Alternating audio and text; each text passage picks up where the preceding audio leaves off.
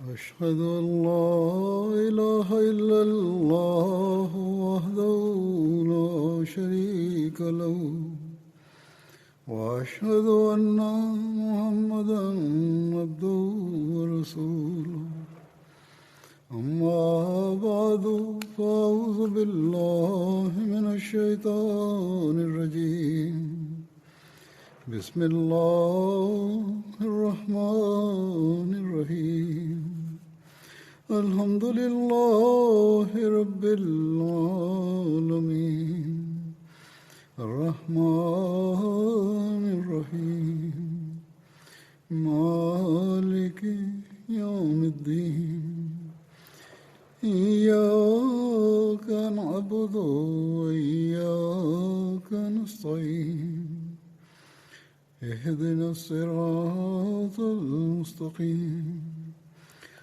صراط الذين أنعمت عليهم غير المغضوب عليهم ولا الضالين.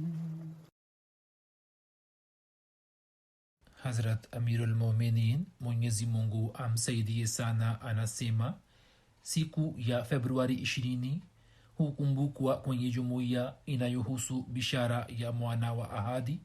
Kuhusiana na hilo nitaeleza mambo mbalimbali. Kesho ni 20 Februari. Bishara hii ni ndefu na sifa mbalimbali zimetajwa humo zinazomhusu mwana wa ahadi wa Hazrat Masihi Maud alaihissalam, ambazo Mwenyezi Mungu akamfunulia Hazrat Masihi Maud alaihissalam. Leo nitaizungumzia sifa moja kati ya sifa hizo inayosema kuwa atajazwa na elimu za nje na za ndani, nikieleza machache kuhusu maandishi na hutuba za Hazrat Musleh Maud radhiyallahu anhu, yani mwana wa ahadi. Sifa nyingine ya bishara inayosema kuwa yeye atakuwa na akili mno na ufahamu mkubwa pia inapata kudhihiri. Elimu za nje na za ndani ambazo Mwenyezi Mungu akamjalia na Musleh Maud akazieleza katika nyakati mbalimbali, japokuwa upande wa masomo ya kidunia alikuwa amesoma shule ya msingi tu, lakini hata hivyo elimu hizo ni nyingi mno kiasi kwamba kuzieleza, bali hata kueleza muhtasari wa elimu hizo ni kazi iliyo ngumu mno katika hutuba moja, na hata muhtasari wake unahitaji hutuba nyingi. Basi siwezi kueleza mambo yote, lakini nikafikiri kwamba nieleze muhtasari wa makala na hutuba zake, au nieleze baadhi ya vipengele vya makala zake kama ufupisho, na nieleze mambo mbalimbali ya makala zake ili sura na taswira fupi ya elimu na maarifa yake iweze kuonekana mbele yetu.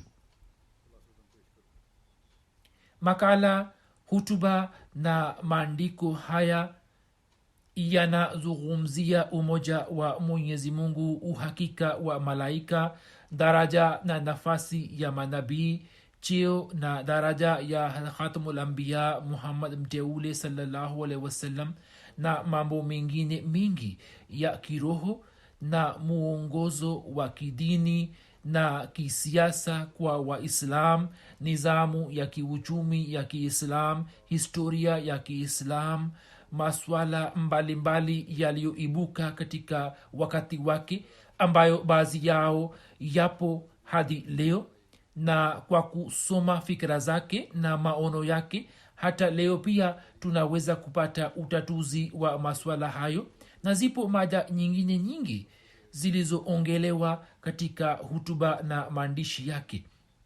lakini kama nisemavyo kwamba siwezi kueleza hata muhtasari wake, hivyo nitaeleza vitambulisho vya baadhi ya makala zake tu, na makala hizi nilizozichukua ni za wakati ule ambapo alikuwa ameingia katika ujana wake. Kijana mwenye umri wa miaka 16 17 ambaye alikuwa hakusoma masomo ya kidunia. Yeye anaeleza mambo ya maarifa, kwamba mtu anashikwa na butwa. Katika umri wa miaka 17 akatoa hutuba juu ya mada ya tauhidi kwenye mkutano ambayo Khalifatul Masih Awwal radhiyallahu anhu akaisifu sana, na akasema kwamba ameongelea mambo mapya kabisa ya maarifa.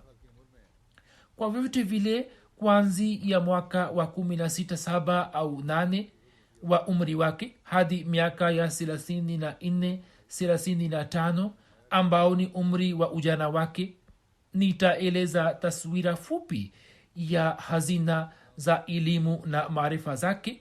Na katika muda huo wote, yote aliyoyasema, labda sitaweza kueleza hata sehemu yake ya 50 kama utambulisho, bali labda itakuwa chini yake.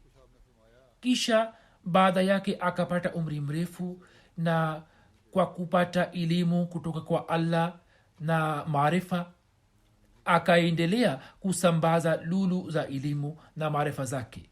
Machi 1907 alipokuwa na umri wa miaka 18 tu, Musleh Maud radhiyallahu anhu akaandika makala yenye shani azimu juu ya mada ya mapenzi ya Allah, ambayo baadaye ikapigwa chapa kama kitabu.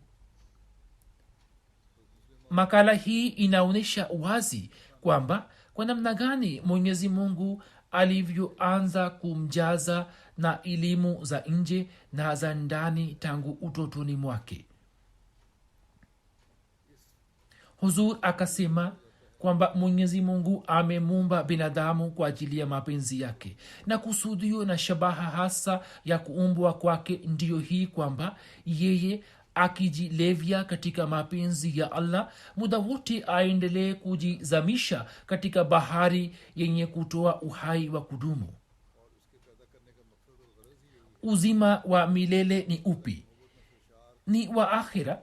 Kutokana na mapenzi pekee binadamu hujiokoa na madhambi na hupata maendeleo katika daraja, na mapenzi ndiyo yanayomfanya kumtambua Mungu. Bila kuwa na mapenzi, binadamu hawezi kujaliwa uhakika na maarifa ya Mwenyezi Mungu. Huzur akasema, basi hatuna budi kwamba kwa ajili ya kuepukana na madhambi na kupata maendeleo katika daraja, tuzidi katika uhusiano na Allah na tuzalishe ikhlasi na upendo moyoni mwetu, ambao kwa kupitia kwao tuweze kuwa karibu zaidi na Allah na tuwe mithili ya jua ambao dunia inapata mwanga wake. Kisha akieleza dini mbalimbali akasema kwamba Mungu ni mmoja tu, lakini kuhusu Mungu maono ya dini mbalimbali yanatofautiana. Kuhusiana na hilo akaeleza itikadi za Wayahudi, Wakristo, Wahindu na Waarya, na akathibitisha ya kwamba Mungu aliye na mafundisho na sifa za namna hii hastahili kuwa na haki ya ibada ya binadamu. Yeye akieleza mafundisho ya Kiislam akathibitisha kwamba Mungu wa Islam pekee ndiye anayestahiki kuwa na sifa na uzuri wa aina zote, na ana haki kwamba binadamu ampende yeye tu na amwabudu. Kama nisemavyo, ni dhahiri shahiri kwamba Mungu ni mmoja tu kwa wote, lakini nadharia inayoelezwa na dini zingine na nadharia inayoelezwa na Islam zidi yake ndiyo nadharia ya kweli, na kwa kupitia nadharia hiyo mapenzi ya Allah yanaweza kuzalika mioyoni. Yeye kwa kueleza sifa za Allah akathibitisha ya kwamba sifa za namna hii hazijabaini katika dini nyingine yoyote, wala hakuna dini yote nyingine inayoshiriki katika sifa zilizoelezwa na Islam.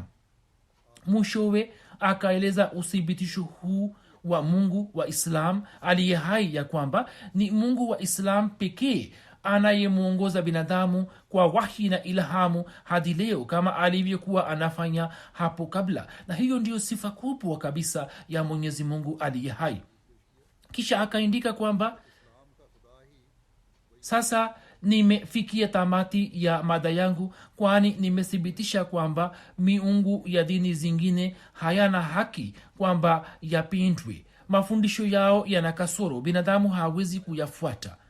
Kisha akaandika kwamba mafundisho ya Islam yanalingana na asili ya kibinadamu, na Mungu ni mwenye uwezo wote na ametakasika na aibu zote, na sifa kubwa kabisa ambayo Islam imeeleza ni kwamba mwenye kumpenda yeye hapati jibu la kukata tamaa, bali Mwenyezi Mungu baada ya kufanya mtihani wake anaongea naye. Zura anasema kwamba jambo hilo tulikumbuke kwamba Mwenyezi Mungu hatoi jibu lenye kukata tamaa, bali binadamu analazimika kukabiliana na mtihani, na kisha baada ya majaribio hayo Mwenyezi Mungu anaongea naye, na joto la mapenzi ambalo linakuwa limeteketeza kila kitu kilichomo moyoni mwa mwenye kumpenda analipoza kwa maongezi yake yenye utulivu, na anamwondolea uvimbe na uchungu ule ambao kutokana na kutokupata majibu huwa unapatikana, na hivyo mapenzi yanangaa zaidi na jazba fulani inazalika moyoni mwake ya kwamba niwe karibu zaidi na Allah, na hivyo akisogea mbele huwa anakuwa karibu na Allah hadi Mwenyezi Mungu anamwambia kwamba anta minni wa ana minka, yani umetokana nami na nimetokana nawe. Na maana yake ni kwamba kwa sababu yako jina langu limezihiri duniani na heshima yako imetokana nami, na kwa hakika hawa ndio watu wanaodhihirisha ujalali wa Mwenyezi Mungu katika dunia, ambao wanajizamisha katika mto wa mapenzi yake, na kwa sababu ya kumpenda Allah wanapata heshima. Hazur anaandika kwamba kwa kadiri ninavyofikiria maneno ya mapenzi ya Allah, laza na furaha zinazalika moyoni, kwamba dini ya Kiislam ni nzuri sana, ambayo imetuongoza kuipata neema ambayo kwayo mioyo na bongo zetu zinapata kunawiri. Mafundisho ya Islam yanafanya kazi ya dawa kwa ajili ya mioyo yetu iliyojeruhika, na ikiwa Islam isingekuwepo, wallahi wenye kutafuta haki wangekufa, na wale wenye shauku ya kupata mapenzi wangevunjika moyo, na upendo ungefahamika katika vitu visivyowezekana. Kwani ikiwa watu wangeona kwamba hakuna dhati ambaye tunaweza kumpenda, wasingekuwa na njia yote isipokuwa kupata mashaka katika dhati ya upendo.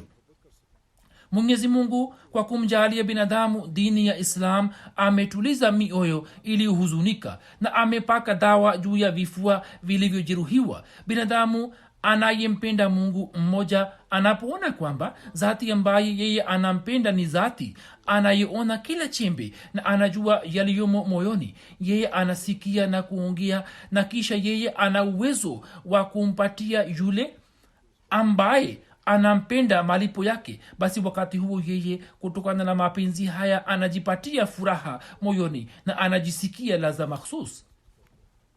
Al-Musleh Maud radhiyallahu anhu alitoa hutuba nyeti katika mkutano wa 28 Disemba 1908 kwamba tunawezaje kufaulu, kivipi na kwa namna gani tunaweza kupata ufaulu. Haya ni mawazo ya kijana mwenye umri wa miaka 19. Huzur akasoma inna allaha ashtara minal mu'minina anfusahum wa amwalahum bi anna lahumul janna hadi wabashiril mu'minin, ambazo ni aya 111 112 za sura At-Toba. Kisha baada ya kusoma aya hizo, Huzur akasema kwamba kila mtu anatakiwa kufikiri kwamba kwa nini Mungu ameniumba, na kufa pia ni jambo la lazima. Hivyo anatakiwa kufikiri kuhusu akhira. Binadamu anapojitahidi sana kwa ajili ya maisha haya ya siku chache na anatumia hila mbalimbali, sasa je, hana haja ya kufanya chochote kwa ajili ya maisha ya akhira ambayo ni maisha ya kudumu. Na je, hatuhitaji kujiandaa kwa ajili yake? Ni swali zito mno. Huzur sawa na mafundisho ya Qur'ani tukufu anafafanua swali hilo akisema kuwa binadamu wakati wa kufanya biashara ndogo tu anakuwa mwangalifu mno na muda wote ananunua kitu kinachomfaa. Basi ni masikitiko makubwa kwa yule asiyefanya biashara ambayo faida yake si ya malaki na mamilioni, bali ina faida isiyo na mipaka. Basi sawa na mafundisho ya Qur'ani tukufu, Huzur anasema kwamba binadamu anatakiwa kujikusanya mali inayomfaa na sio ile ambayo warisi wake waje kuiangamiza baada yake. Mali ya kidunia inaweza kupotezwa na warisi wake, lakini ikiwa atafanya biashara iliyoelezwa na Qur'ani tukufu, basi atapata faida ambayo itabaki salama na itamsaidia baada ya kifo chake. Huzur anasema kwamba matajiri wa namna hii Mwenyezi Mungu mwenyewe anakuwa mtunza wao. Basi yule ambaye Mungu awe mtunza wa mali yake atakuwa na haja gani ya mtu mwingine? Wanaofanya biashara ya namna hii na Mungu na wanaingia katika majeshi yake wanatakiwa kuwa na ujasiri na wanapaswa kumkabidhi Allah nafsi zao. Huzur akaeleza habari za mafanikio na ushindi wa wafanya biashara wa aina hiyo. Kwa mfano Musa alayhi salam na mtukufu sallallahu alaihi wasallam, kwamba kwa namna gani Mwenyezi Mungu alivyowajalia ushindi juu ya maadui zao na akawapa mamlaka. Biashara hiyo ina masharti yake. Moja, binadamu wakati wote aendelee kuomba msamaha wa madhambi yake, na hivyo kwa kuomba msamaha aendelee kufuta kutu ya moyo wake. Pili, ili aweze kuimarika katika uhusiano na Allah aelekee upande wa ibada. Tatu, aendelee kumhimidia na kumshukuru Allah na kuzikumbuka hisani zake. Nne, awaamrishe watu kutenda mema. Tano, ahifadhi mipaka ya Allah. Mipaka iliyowekwa na Allah yeye aihifadhi. Mumini halisi anayetekeleza hayo yote anapata mafanikio na anapata bishara kutoka kwa Allah. Yani yule anayetekeleza hayo yote anapata ufaulu na anapata bishara kutoka kwa Mwenyezi Mungu.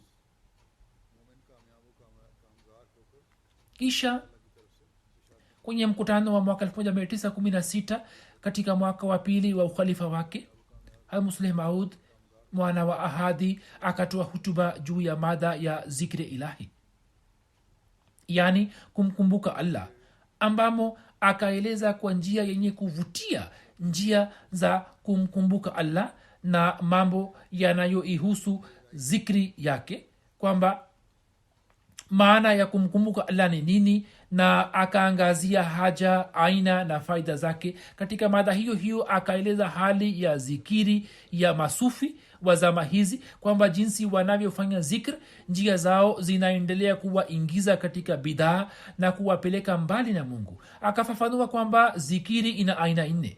Zikri ya kwanza ni sala, pili ni kusoma Qur'ani tukufu, tatu ni kueleza sifa za Allah na kuendelea kuzirudia mara kwa mara na kueleza maelezo yake kwa ulimi. 4, kuzieleza sifa za Mwenyezi Mungu katika faragha na kutafakari juu yake na kuzieleza kwa watu. Katika ufululizo huo huo akaeleza njia za kukubaliwa kwa zikiri ya Allah na nyakati zake mahsus, kwamba nyakati zake na njia zake ni zipi.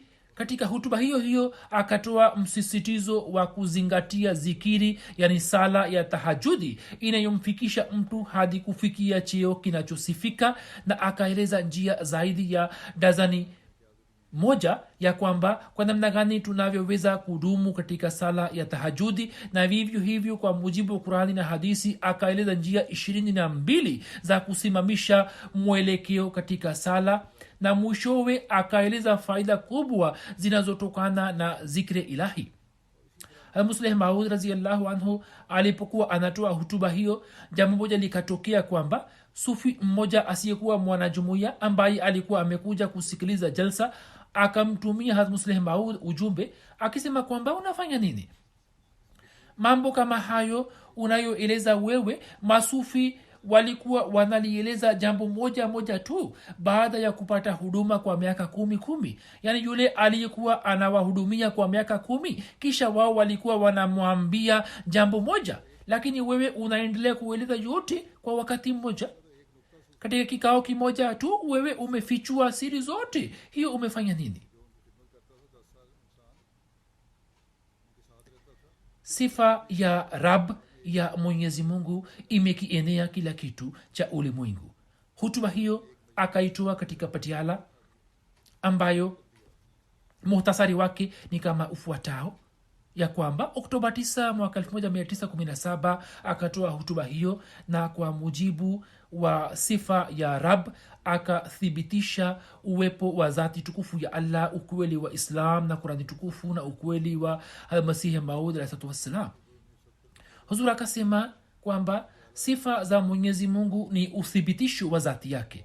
Kwa kuzitafakari sifa za kiungu na kwa kushuhudia kudra zile za ajabu ambazo wakati wote zinaendelea kuzihiri, tunalazimika kuamini kwamba bila shaka yupo dhati aliye mjuzi, mwenye akili na mwingi wa rehma na ukarimu. Huzur akasema kwamba sura Fatiha ambayo ni mama ya Qurani, humo zimeelezwa sifa hizi 4 ambazo ni muhtasari wa sifa zote, na kwa kuzitafakari binadamu anaweza kujiokoa na itikadi na amali zote mbaya. Kwa mfano, sifa ya kwanza ni Rabbul Alamin, mola wa walimwengu wote, ambayo inahusika na viumbe wote na kila kitu kinaendelea kunufaika nayo. Hivyo sifa hiyo ya Mwenyezi Mungu kuwa mola wa walimwengu wote inatulazimisha kukiri kwamba Mungu ambaye ameuandalia mwili njia za juu za kupata maendeleo, bila shaka atakuwa ameiandalia roho mambo ya uzima wake ambayo ina thamani zaidi kuliko mwili.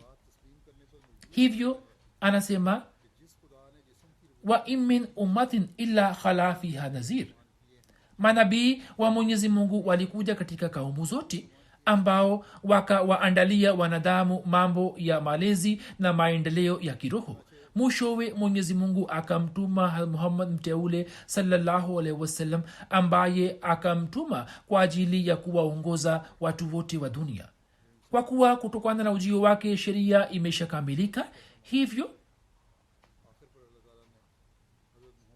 Mtume sallallahu alaihi wasallam akasema kwamba sasa baada yangu waja wa Mwenyezi Mungu wataendelea kuja, ambao kwa kujaaliwa heshima ya kuongea na Allah wataendelea kuwafahamisha watu maana za sheria hiyo na kuwaunganisha na Allah. Hivyo hata katika zama hizi pia Mwenyezi Mungu kutokana na sifa yake ya Rab akamtuma Mirza Sahib, ambaye akadai kupata wahi wa Mungu na kuwaongoza watu, na msaada wa Mungu ukadhihiri katika kutimia kwa bishara zake, na nishani zilizo hai zikathibitisha ukweli wa madai yake.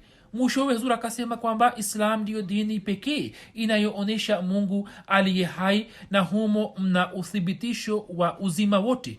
Pia jinsi Mwenyezi Mungu alivyokuwa anawalea kwa kiroho waja wake, anaendelea kufanya hivyo, na kwa kufuata njia alizotuambia tunaweza kupata neema na faida zile ambazo zilikuwa zikipatikana miaka maelfu iliyopita. Kisha kuna hutuba yake inayoeleza chanzo cha hitilafu zitokazo katika Islam, ambayo akaitoa mwaka 1919 katika mkutano mmoja wa jamii ya kisasa ya kihistoria ya Islamia College Lahore. Hutuba hiyo ina takriban kurasa 100. Muhtasari wake ndio huu kwamba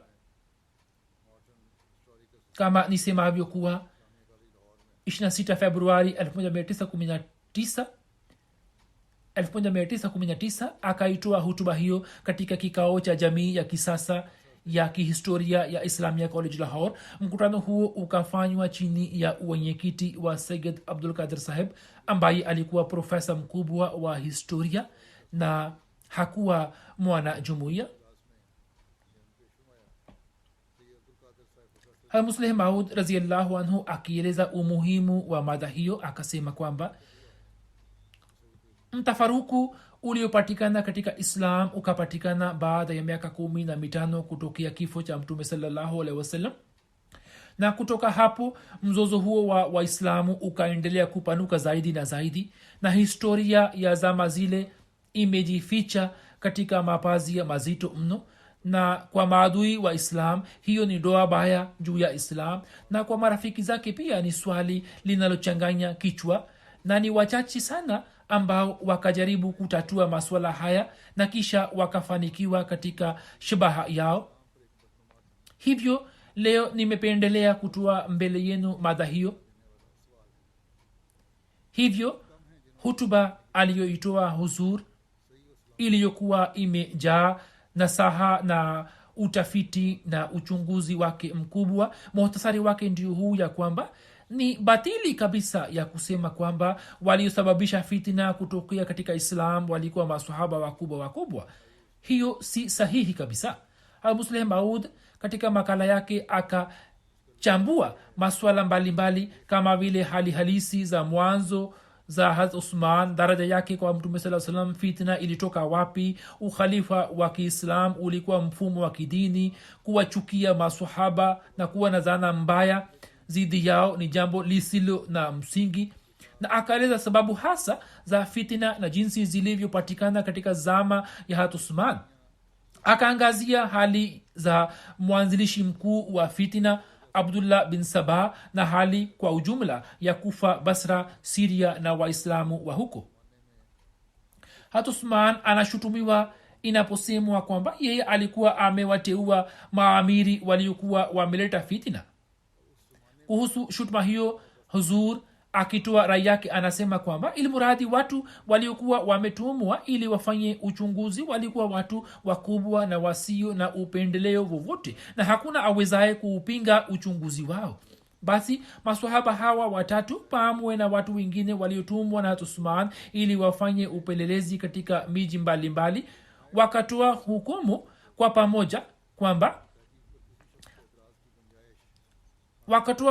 kwa pamoja kwamba amani inatawala kote kote nchini na hakuna zulma wala ufisadi na viongozi wanaendelea kufanya kazi kwa uadilifu. Ni tamko ambalo baada yake hakuna nafasi ya kulifanyia shaka nalo, na inaonekana wazi kwamba ufisadi huo wote ulikuwa umetokana na njama za Abdullah bin Sabah na watu wachache wenye tabia ya kishari. Waila Uthman sawa na tabia yake akaendelea kutumia upole na huruma kwa wote, na hata kwa kuona shari na fitina za mafisadi akaendelea kusema kwamba mimi sipendi kumwaga damu ya Waislamu. Maswahaba wakubwa na Muawiya wakatoa baadhi ya mapendekezo ya kustawisha amani, lakini Uthman akaendelea kufuata njia ya huruma tu, bali kwa ajili ya kuwatuliza mafisadi wakati mwingine alikuwa anakubali mambo yao. Musleh Maud radhiyallahu anhu akieleza jambo muhimu la kuelewa hali halisi ya historia na hitilafu katika riwaya, anasema ya kwamba historia ya zama zile inahitaji umakini na uangalizi mkubwa, kwani baada ya zama ile haikutokea zama isiyo na upendeleo, na jambo hilo linakuwa mbaya mno katika kutunza historia, kwani katika hali ya upendeleo riwaya haiwezi kufika kama ilivyo. Huu ni usuli wa msingi wa kuchambua historia, kwamba matukio yatokayo ulimwenguni ni kama mnyororo, na ili tuweze kujua kuhusu usahihi wa tukio fulani tuliweke katika mnyororo kwamba je, limekaa sawasawa au la.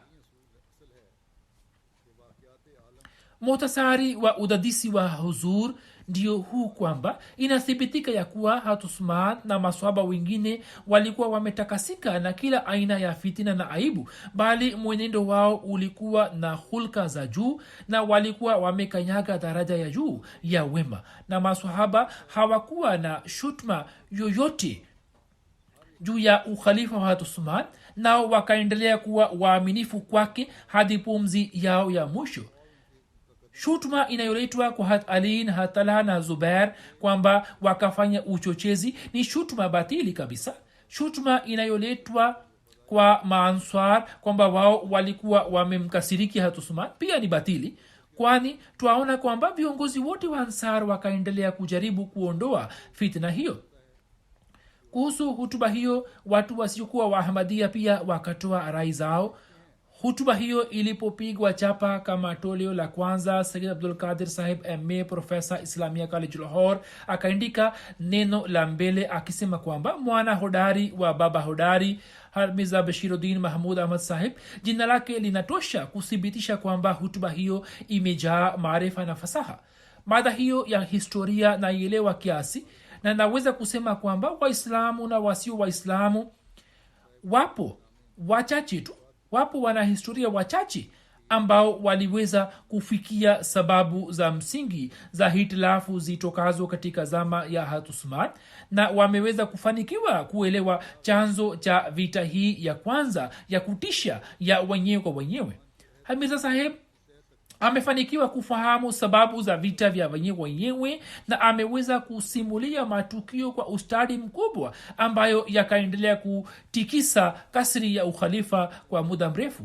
Sawa na rai yangu, makala hiyo yenye hoja za msingi, watu wanaopenda kujua kuhusu historia ya Islam watakuwa hawajaiona hapo kabla. Ukweli ndio huu kwamba yeyote atakayependa kusoma historia sahihi ya zama ya Hatusman, makala hiyo itamsaidia kufikia ukweli. Kisha kuna hutuba yake isemayo takdiri ilahi, yani takdiri ya Mwenyezi Mungu, ambayo akatoa wakati wa jalsa salana ya 1919 katika msikiti wa Nur Qadian. Muhtasari wake ni kama ufuatao. Huzur anasema kwamba swala hili la takdiri ya Mungu ni swala mushkil na zito mno. Akasema kwamba nikamwomba Mwenyezi Mungu kwa unyenyekevu mkubwa kwamba ewe Mungu wangu, kama si vizuri kusimulia mada hii basi unifanye nisisimulie, lakini nikaambiwa kwamba wewe uisimulie tu, ijapokuwa mada yenyewe ni ngumu na kwa ajili ya kuelewa mada hiyo mnahitaji kufanya juhudi, lakini mkielewa mada hiyo basi mtapata faida kubwa. Khalifa Msirabi rahimahullah taala akieleza nukuu mbalimbali za hutuba hiyo alikuwa akisema kwamba kutoa hutuba kwa Khalifa Msih Thani juu ya mada hii katika mkutano wa kawaida uliohudhuriwa na wasomi na watu wa kawaida ilikuwa si kazi rahisi, lakini jinsi alivyotoa hutuba hiyo kwa uzuri wote, bila shaka hiyo ilikuwa haki yake tu. Khalifa wa nne anasema kwamba hutuba hiyo ilikuwaje? Ilikuwa dhihirisho la elimu yenye hoja na dalili. Baada ya kueleza umuhimu wa swala la kadari na nukuu za Mtume sallallahu alaihi wasallam, akachambua swala hilo akisema kwamba kuamini swala la takdiri na kumwamini zati tukufu ya Allah ni jambo moja. Kisha akajadili nadharia mbalimbali za takdiri zinazogongana na akaeleza nukuu za Mtume sallallahu alaihi wasallam na kutatua swala hilo. Kisha akaeleza jinsi watu walivyopata shida kwa sababu ya kutokuelewa swala la takdiri. Kisha akieleza makosa ya itikadi ya wahdatul wujud, akatoa hoja na dalili imara kutoka aya 6 za Qur'ani tukufu na akaibatilisha itikadi hiyo. Kisha akaibatilisha itikadi hii kwamba Mwenyezi Mungu hawezi kufanya chochote na hila ndiyo mambo yote. Kutokana na kuchanganya elimu ya Mungu na takdiri ya Mungu, jinsi binadamu alivyopata matatizo, Huzur akachambua vizuri swala hilo na kuliweka wazi. kisha khalifatulmasih rabe anasema kwamba hutuba hiyo inajadili vipengele vyote vya takdiri ya mungu na majibu ya shutuma mbalimbali za zamani na za kisasa yametolewa humo. Akieleza suala la takdiri, ameeleza daraja 7 za kiroho ambazo mtu akielewa suala la takdiri na kutimiza matakwa yake anaweza kuzipata.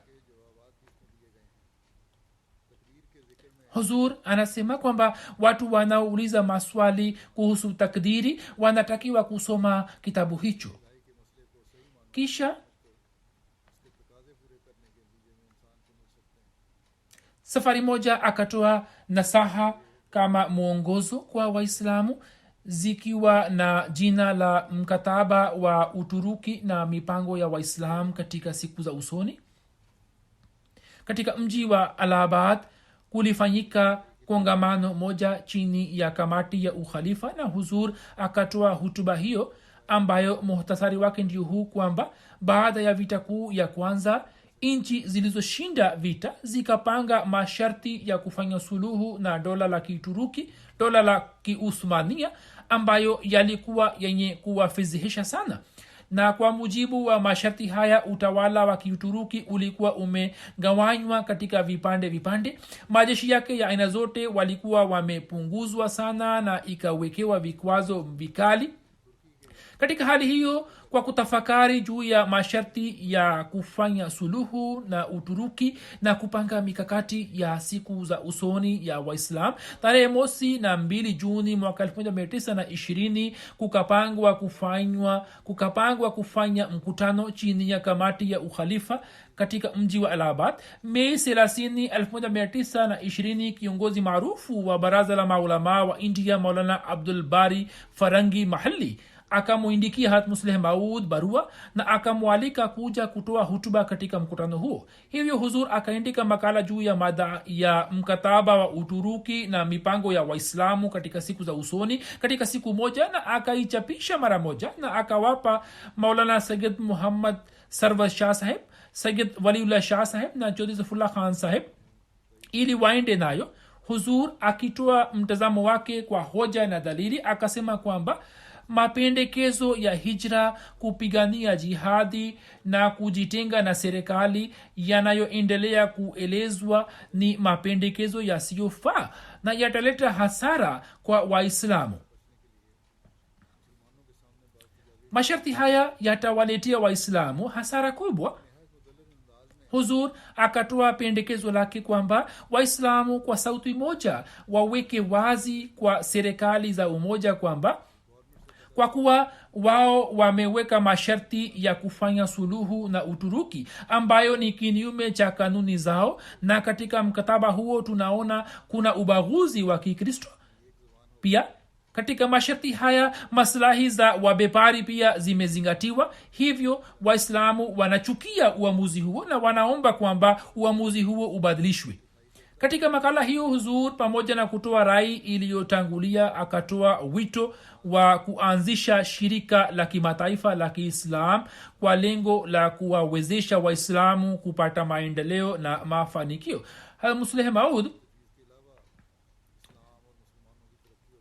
Musleh Maud ndiye aliyekuwa ametoa pendekezo la kuanzisha shirika hilo.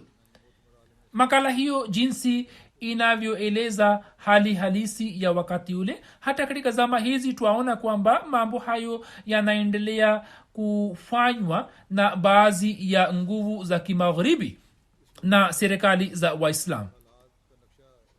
Katika zama zile kulikuwa hakuna mambo ya mtandao wa kijamii, lakini hata hivyo jinsi alivyochambua masuala yote na kisha akatoa shauri, kwa yakini hiyo inaonyesha kwamba msaada makhsus wa Mwenyezi Mungu ulikuwa pamoja naye na elimu ya dunia ambayo Allah alimjaalia na uhodari wake kama ilivyokuwa ahadi ya Allah. Hayo yote yanaonyesha yote.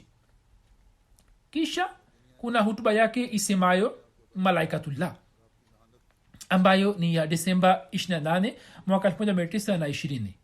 Hutuba hiyo iliyochukua siku 2 akaitoa katika Baitun Nur. Mada hii ya Malaikatullah ni usuli wa msingi wa Islam na ni sehemu ya imani.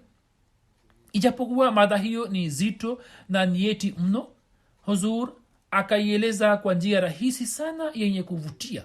Huzur akatumia hoja za Qurani tukufu na akatoa majibu ya maswali na shutma zinazoletwa juu ya uwepo wa malaika, na akaeleza uhakika na haja na aina za malaika na huduma na wajibu wao. Mwishoni mwa mada yake huzur akaeleza njia 8 za kujenga uhusiano na malaika na kupata fadhila kutoka kwao. Yani, 1, kukaa kwa mtu ambaye Jibraili anatirimka juu yake, yani kujenga uhusiano na watu wema na manabii. 2, kwa kumsalia mtume sallallahu alaihi wasallam. 3, mtu apate ushawishi moyoni mwake kwamba atumie afua na msamaha na aachane na zana mbaya. 4, mtu afanye tasbihi na tahmidi. 5, mtu asome Qurani tukufu kwa umakini. 6, vitabu ambavyo ameandika mtu anayeteremkiwa malaika avisome vitabu vyake, na katika zama hizi yatupasa kuvisoma vitabu vya Sayyidina Ahmad alayhis salam. 7, mtu azuru maeneo ambapo malaika wawe wameshuka, yani yapo maeneo matukufu mtu anatakiwa kuyazuru. 8, mtu awe na uhusiano na khalifa.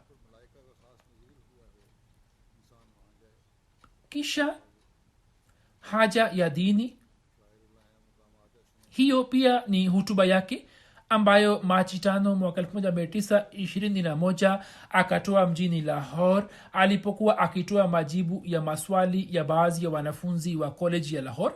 Muhtasari wake ni kama ufuatao kwamba Machi 4 mwaka 1921 Musleh Maud alikwenda Lahore kwa ajili ya kutoa ushahidi katika kesi fulani, na kuanzia Machi 4 hadi 7 akaishi Lahore. Machi 5 baadhi ya wanafunzi wa college wakakutana na huzur na wakamuuliza maswali matatu yafuatayo. Awal, hakuna haja ya dini wala haina faida yake isipokuwa ikiwa watu wanaishika dini ili wapate maslahi zao za kidunia, basi hakuna shida.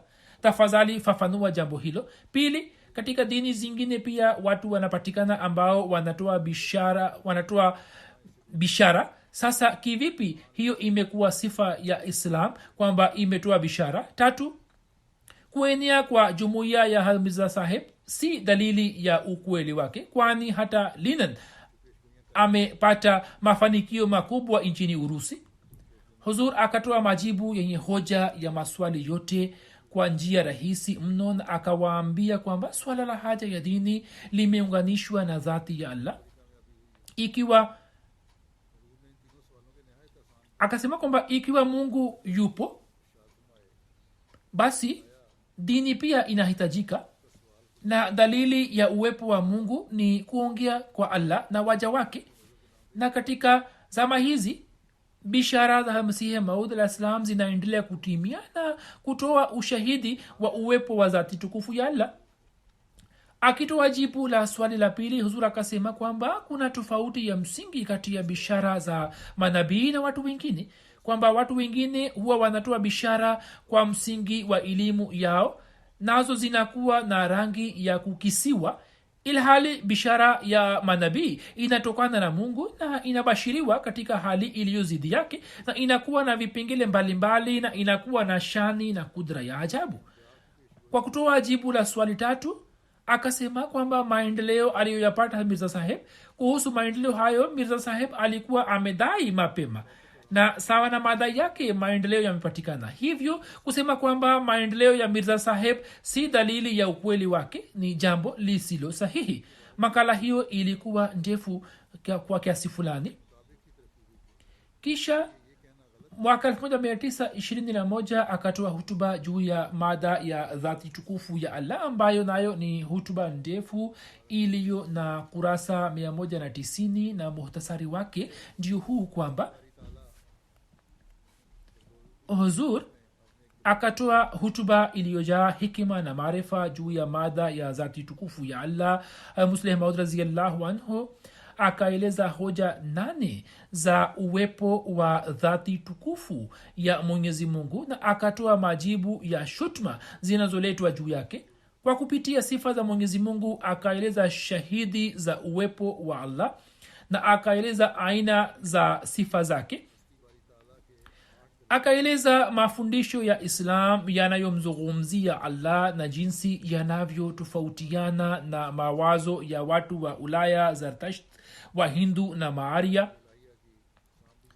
Na pamoja na hayo huzur akaeleza maana ya ushirikina na akieleza aina za ushirikina akazibatilisha na akaeleza daraja za kumwona allah na akaeleza zile njia ambazo mtu kwa kuzitumia anaweza kuzifikia daraja hizo.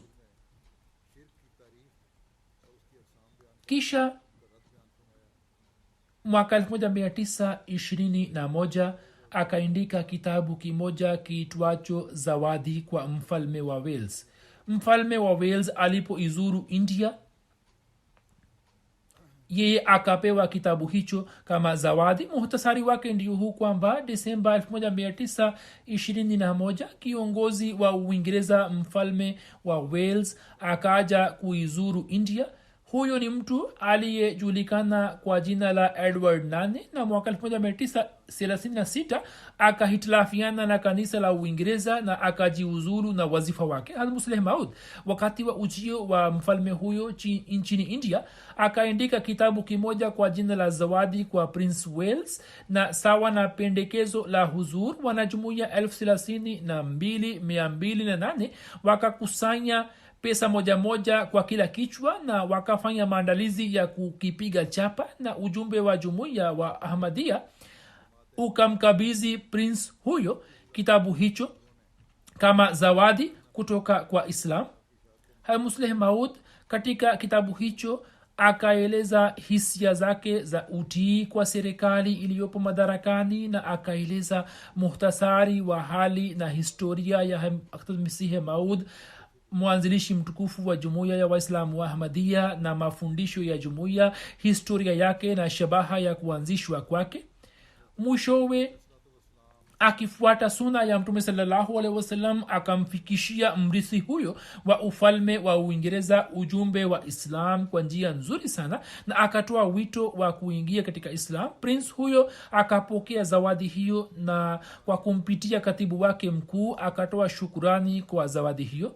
Prince Wales ambaye mwaka 1936 akafanywa kuwa Edward VIII na wa Uingereza, na kama nisemavyo kuwa kwa sababu ya hitilafu alikuwa amejiuzulu na wazifa wake, yeye akapokea zawadi hiyo kwa heshima na kwa taazima, na pamoja na kutoa shukurani kwa kumpitia katibu wake mkuu katika safari yake ya Lahore hadi Jammu ya Machi 1922 akakisoma kitabu hicho na akakifurahia mno, na kama ilivyoelezwa baadaye kwamba prince huyo alipokuwa anasoma kitabu katika nyakati zingine uso wake ulikuwa unang'aa kama waridi, na mtu mmoja akasema kwamba alipokuwa akisoma kitabu mara moja alikuwa akisimama.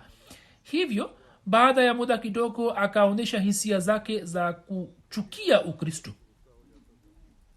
Gazeti la Zulfikar katika toleo la 24 Aprili 1922 linaandika kwamba sisi tunalazimika kumpongeza Hadhrat Khalifatul Masih Thani kwa mchango wake mkubwa katika kusambaza Islam na ujasiri wake. Kitabu cha zawadi kwa Wales kina sehemu kubwa iliyojaa mahubiri ya Islam na ni kazi kubwa mno ambayo kwa kuiona hiyo watu wasiokuwa wa Ahmadiyya watatamani kufanya hivyo.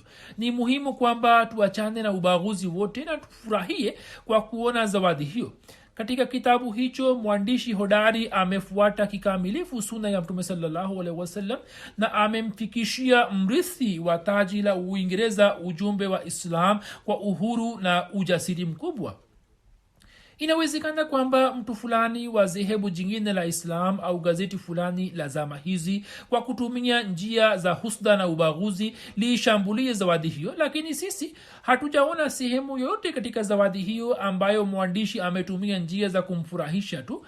isipokuwa zipo sehemu ambapo historia ya Mirza Saheb imeendikwa na yapo matukio yanayoeleza hisia zake za kuwa mtiifu kwa serikali kwa sababu ya juhudi yao ya kustawisha amani. Ni dhahiri kwamba dhehebu linalopendelea ufisadi, Mungu anakuwa adui wake na analiangamiza. Pia gazeti jingine la Punjab liitwalo Civil and Military Gazette katika toleo la 18 Aprili mwaka 1922 likaandika kwamba tunalazimika kukubali kwamba katika kitabu hicho hoja na dalili zimeelezwa kwa njia nzuri sana na kwa uhodari na elimu. Kwa kuwa shabaha ya kitabu hicho ni kumhubiri mfalme huyo, Prince wa Wales ajiunge na jamaat au asijiunge, lakini hakuna shaka kwamba watu wanaopenda dini na wanataka kujua zaidi kuhusu dini watapata faida kubwa kutoka kitabu hicho. Kitabu hicho kikaleta athari kubwa katika dunia ya nje. Katika nchi za Ulaya kitabu hicho kikafungua njia mpya ya mahubiri ya Islam. Hivyo Vienna, ambayo ni makao makuu ya Austria, profesa mmoja wa huko ambaye alikuwa mahiri wa lugha tatu akasoma kitabu hicho na akasema kwamba nimefurahi sana kusoma kitabu hicho, na akasema kwamba nimezeka waila ningekisambaza kitabu hicho katika dunia nzima.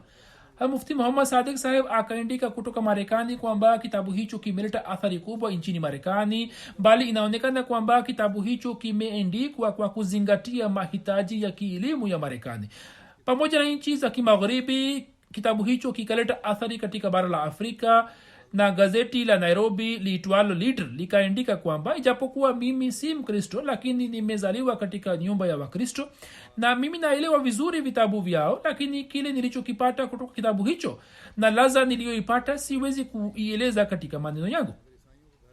Mwandishi wa kitabu hicho japokuwa ni Muislamu, lakini inaonekana kwamba amekaa na Wakristo kwa miaka mingi na amesoma vitabu vyao kwa uangalizi mkubwa, waila ni vigumu kwa mtu kwamba yeye awasimulie Wakristo mambo yao kutoka vitabu vyao. Sijawahi kuona mfano wa kitabu hicho ambacho kiwe kimeandikwa kwa msingi wa dini na kisiwe na ubaguzi ndani yake. Hicho ni kitabu cha kwanza kisicho na ubaguzi wowote.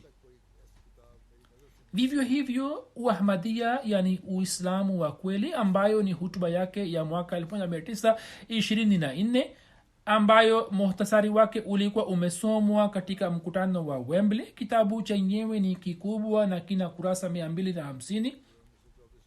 Mwaka 1924 mkutano wa Wembley ulikuwa umefanyika na mashekh wakubwa wa dini zote za dunia walikuwa wamealikwa ili waje kutoa hutuba juu ya sifa na uzuri wa dini zao. Al-Musleh Maud pia akapata mwaliko wake. Al-Musleh Maud kwa ajili ya mkutano huo akaandika kitabu kikubwa katika muda wa wiki 2 tu ambacho kikapewa jina la Uahmadia, yani Uislamu wa kweli, na kisha muhtasari wake ukasomwa na Chaudhry Muhammad Zafrullah Khan Saheb katika mkutano huo ambapo Muslimot pia alikuwepo. Hutuba hiyo ilikuwa na aina yake kwamba viongozi wakubwa wa Wakristo wakalazimika kukiri kwamba bila shaka mawazo yaliyoelezwa katika mada hiyo kutokana na hoja na dalili na uzuri wake yana aina yake ya kipekee. Hivyo kwa kupitia hutuba hiyo Mwenyezi Mungu akaijalia jumuiya nafasi ya kuwafikishia viongozi wa dini kuu za dunia ujumbe wa Ahmadiyya, yani Islam ya kweli, hadi wakalazimika kukiri kwamba Islam ni dini ya kweli. Katika kitabu hicho Al-Musleh Maud akaangazia vipengele mbalimbali vya mafundisho mazuri ya Islam kwa njia yenye shani ya ajabu. Kwanza kabisa Al-Musleh Maud akasoma aya za sura Safat na akathibitisha kwamba mkutano huo wa dini unaofanywa hapa, habari ya kufanywa kwa mikutano ya aina hiyo ilikuwa imeshatolewa na Qur'ani tukufu miaka 1300 iliyopita. Kisha akatoa utambulisho wa jumuiya na akathibitisha kwa hoja madhubuti kwamba Uahmadia na Islam ni kitu kimoja. Kisha baadaye akaeleza shabaha 4 za dini. Chini ya mada hiyo, kwanza kabisa akaeleza nadharia ya Mwenyezi Mungu inayoelezwa na Islam. Akaweka wazi kwamba Islam inamtaka binadamu awe na uhusiano wa aina gani na Mungu wake, mtu amewajibishwa wajibu gani na Mwenyezi Mungu. Na Musleh Maud akaondoa kosa na fikra hii kwamba Islam inatoa mafunzo kwamba mtu asitumie mbinu za kizwahiri na mambo yote yaachwe kwa Mungu, yani hakuna haja ya kufanya kazi kwa mikono na miguu. Hiyo ni shutuma inayoletwa kwa Waislamu.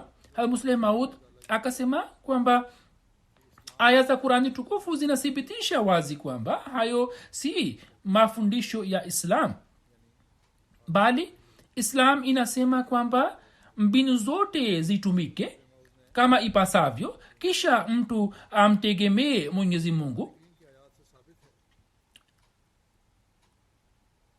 Kumtawakali Mwenyezi Mungu maana yake sio kwamba mtu aache kufanya juhudi, bali maana yake ni kwamba mtu awe na yakini kwamba Mwenyezi Mungu ni Mungu aliye hai. Kisha Musleh Maud akaangazia swala hili kwamba katika zama hizi ni Islam pekee inayoweza kumuunganisha mtu na Mungu, kwani Islam inadai kwamba yeyote ambaye akifuata mafundisho ya Islam atakuwa na uchungu wa kukutana na Mungu, atampata Mungu. Musleh Maud anasema kwamba Islam ndiyo inayoondoa wasiwasi hiyo, na kwa kufuata mafundisho yake watu wanapatikana ambao wanakuwa dhihirisho la sifa za kiungu na ambao wanashika rangi ya sifa za Allah katika zati yao, kisha wanawaongoza wengine na wanawawezesha kupata maarifa kamili ya zati tukufu ya Allah. Hivyo katika zama hizi ili kutimiza shabaha hiyo, Mwenyezi Mungu amemtuma Masihi Maud alayhis salam ili watu wamtambue Allah na wapate utakaso kutoka maisha yenye mashaka. Kisha Musleh Maud amejadili kwa mapana na marefu aina mbalimbali za hulka na amethibitisha kwamba mafunzo ya kihulka ya Islam ndiyo mafundisho yaliyokamilika na hakuna dini nyingine inayoweza kusimama mbele yake. Kisha angazia kwa mapana na marefu kanuni za hulka njema na njia za kuepukana na hulka mbaya, na ameeleza mafundisho ya Islam yanayorekebisha hulka. Kisha ameeleza mafunzo ya Islam yanayozungumzia utamaduni, na kwa njia safi kabisa ameweka wazi tofauti kati ya hulka na utamaduni. Kisha binadamu jinsi anavyotakiwa kuwa na uhusiano na wengine katika jamii ameeleza kanuni zake. Kisha ameeleza kanuni za uraia. Kisha akaeleza wajibu wa serikali na wajibu wa wananchi na haki zao. Kisha akifafanua zaidi mada hiyo ameeleza kwamba serikali zinatakiwa kuwa na uhusiano wa aina gani na serikali zingine, na akaeleza kanuni za kupatanisha baina ya nchi na nchi ambazo zimeelezwa na Qur'ani tukufu, na akawaambia kwamba ikiwa msingi wa League of Nations utawekwa juu ya kanuni hizi ndipo itafanikiwa, na kwa kuwa haukuwekwa juu yake basi ikashindikana. Na sasa Umoja wa Mataifa ikiwa hautatumia nyayo hizi, hata huo pia utashindwa na unaendelea kushindwa na utashindwa tu. Mwishoni mwa kitabu Musleh Maud ameangazia hali ili itakayopatikana baada ya mauti, na ameeleza kwamba katika akhira sawabu na adhabu zitakazopatikana zina uhakika gani. Katika kitabu hicho pamoja na kueleza kuhusu mafundisho ya Masihi Maud, ametoa mifano ya watu waliofuata mafundisho yake kwamba kwa namna gani wakaleta mageuzi katika maisha yao. Athari ya mafundisho ya Masihi Maud iliyotokea katika maisha yao ikaleta mageuzi mapya katika tabia zao hadi wakajitolea uhai, lakini hawakupenda kuachana na mafundisho yake. Mwishoni mwa kitabu hicho Musleh Maud akiwapa watu wote wa dunia nzima wito wa kukubali Ahmadiyya, amewapa habari njema kwamba muda wa kuondolea mawala umefika, na ikiwa watajumuika juu ya mkono wa imamu mmoja katika zama hizi basi watapata ufaulu katika dini na dunia.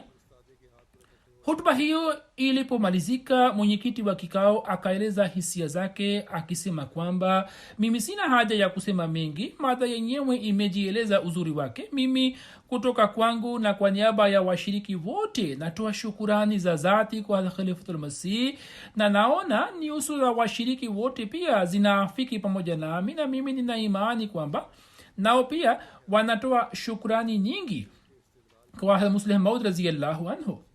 Mtu mmoja akamjia Saheb na akasema kwamba mimi nimefanya kazi nchini India kwa miaka 30 na nimesoma kuhusu hali na hoja za Waislam, kwani nilikaa nchini India nikiwa missionary, lakini jinsi ulivyoeleza mada yako kwa uzuri na kwa usafi wote mimi sijawahi kuisikiliza hapo kabla.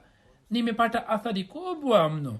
Hivyo nimepata athari katika mawazo yangu kwa kuona dalili na hoja zako, mimi nakupongeza kwa hilo.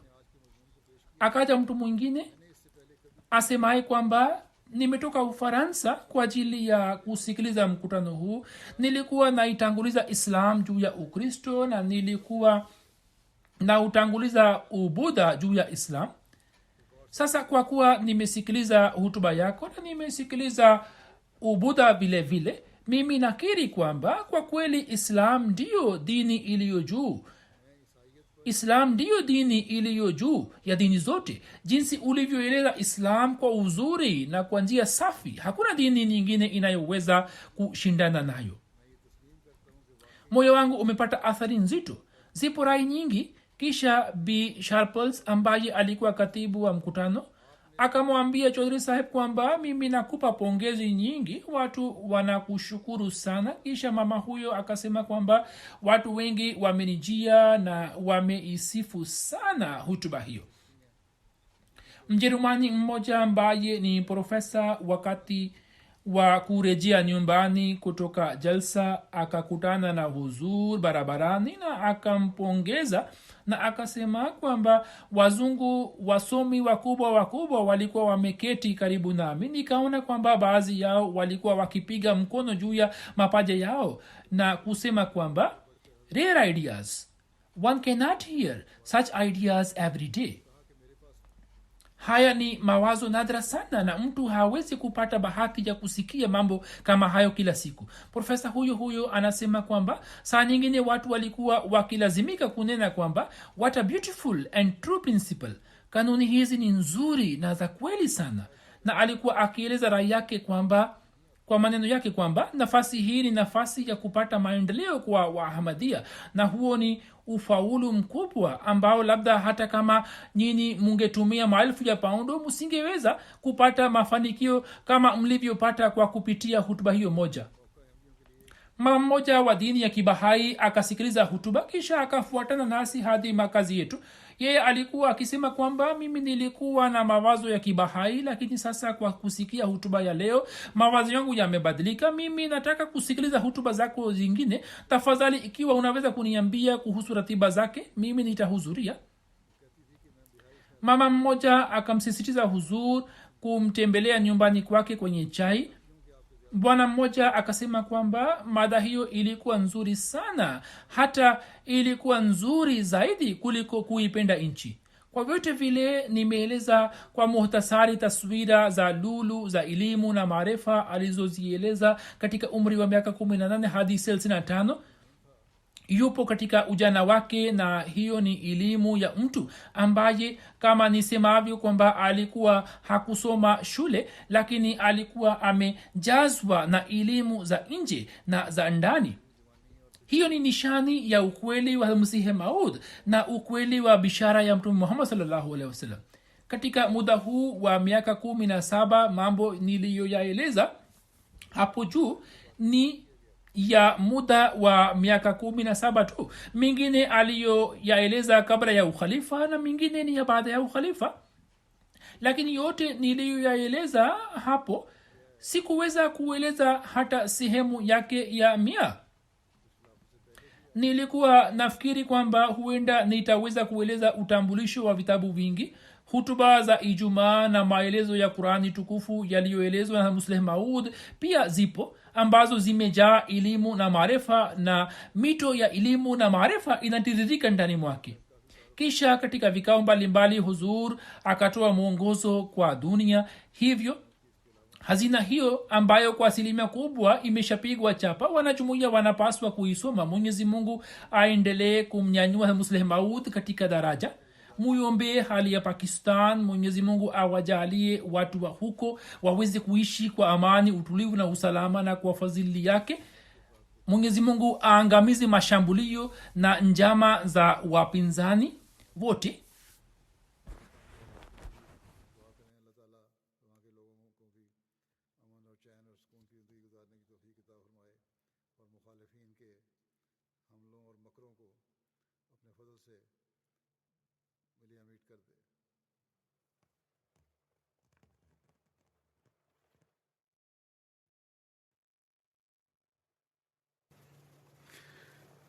الحمد لله الحمد لله نحمده ونستعينه ونستغفره ونؤمن به ونتوكل عليه ونعوذ بالله من شرور أنفسنا ومن سيئات أعمالنا من يهده الله فلا مضل له ومن يضلله فلا هادي له ونشهد أن لا إله إلا الله ونشهد أن محمدا عبده ورسوله عباد الله رحمكم الله إن الله يأمر بالعدل والإحسان وإيتاء ذي القربى